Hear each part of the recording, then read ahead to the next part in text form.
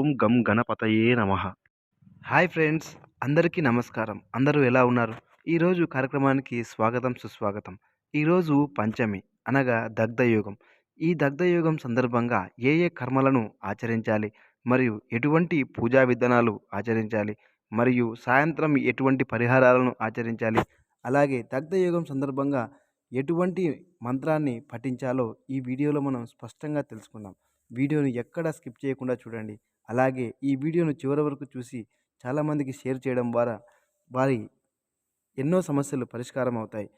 అందరికీ ఎప్పటిలాగే ఈరోజు వీడియోకి స్వాగతం. ముందుగా ఈరోజు వీడియోని పంచాంగం అనే అంశంతో మొదలు పెడదాం.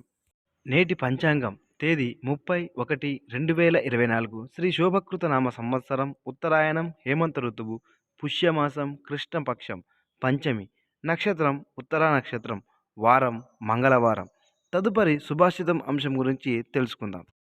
నేటి సుభాషితం: కంటితో చూడనిది, చెవులతో విననివి ఎప్పుడూ నమ్మవద్దు, ఇతరులకు చెప్పవద్దు. ఎందుకంటే కొంతమంది చెప్పే మాటల వల్ల కొన్ని స్నేహాలు చెడిపోతాయి, కుటుంబ బంధాలు తెగిపోతాయి, అలాగే చచ్చిపోతాయి. తదుపరి కార్యసిద్ధి అంశం గురించి తెలుసుకుందాం.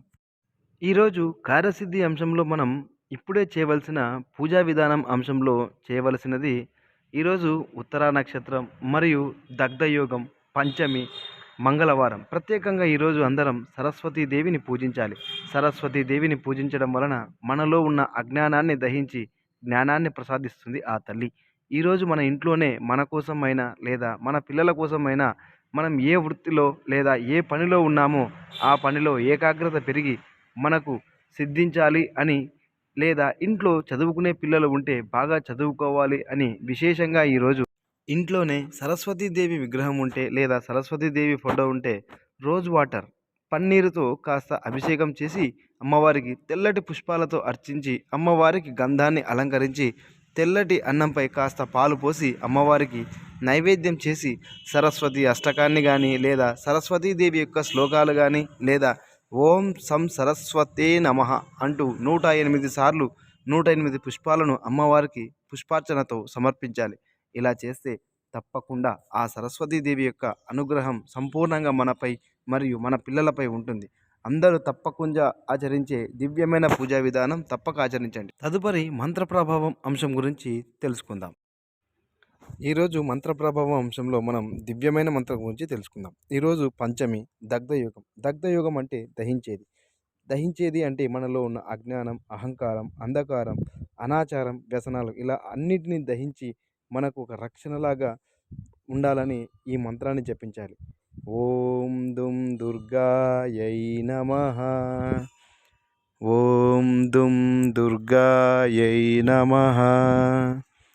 ఓం దుం దుర్గాయై నమః. తదుపరి సంకల్పసిద్ధి అంశం గురించి తెలుసుకుందాం. ఈరోజు సంకల్పసిద్ధి అంశంలో మనం పాటించవలసిన సాయంత్రం పరిహారం అద్భుతంగా ఉంటుంది. తప్పకుండా చూడండి. ఈరోజు సాయంత్రం మినప్పిండితో 2 ప్రమిదలను చేసి నెయ్యితో 2 దీపాలను మన ఇంట్లో దుర్గాదేవి ముందు వెలిగించండి. ఇలా దీపాలను వెలిగించి మన ఇంట్లో ఇత్తడి నాణేలు ఉంటే ఒక 2 తీసుకొని ఆ నాణేలను చేతిలో ఉంచుకొని మీ యొక్క సంకల్పాన్ని మనసులో అనుకోండి.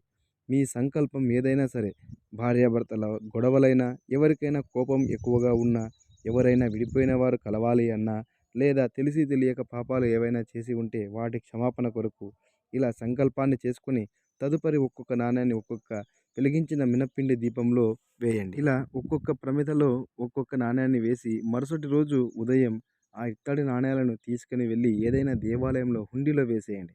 ఇలా చేయడం వలన తప్పకుండా మీ సంకల్పం ఏ సంకల్పం అయితే అనుకున్నారో ఆ సంకల్పం నెరవేరుతుంది. మీరు సంతోషంగా ఉంటారు.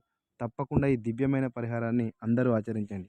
ఒకవేళ మీ దగ్గర ఇత్తడి నాణేలు లేకపోతే మీ దగ్గర ఉన్న ఏ నాణేలనైనా ఇత్తడి నాణేలకు బదులు వినియోగించుకోండి. అంతా శుభం కలుగుతుంది. అందరూ తప్పకుండా ఈరోజు పంచమి సందర్భంగా ఈ పరిహారాన్ని పాటించి ఆ భగవంతుని అనుగ్రహాన్ని పొందండి. అందరూ మన ఛానల్ను సబ్స్క్రైబ్ చేసుకొని నిరంతరం ఫాలో అవుతూ మన ఛానల్ ద్వారా ఎన్నో పూజా విశేషాల గురించి తెలుసుకుంటూ ఆ భగవంతుని ఆశీస్సులు పొందగలరు. సర్వే జన సుఖినో భవంతు. లోకా సమస్తాం సన్మంగళాది భవంతు. Thank you for watching.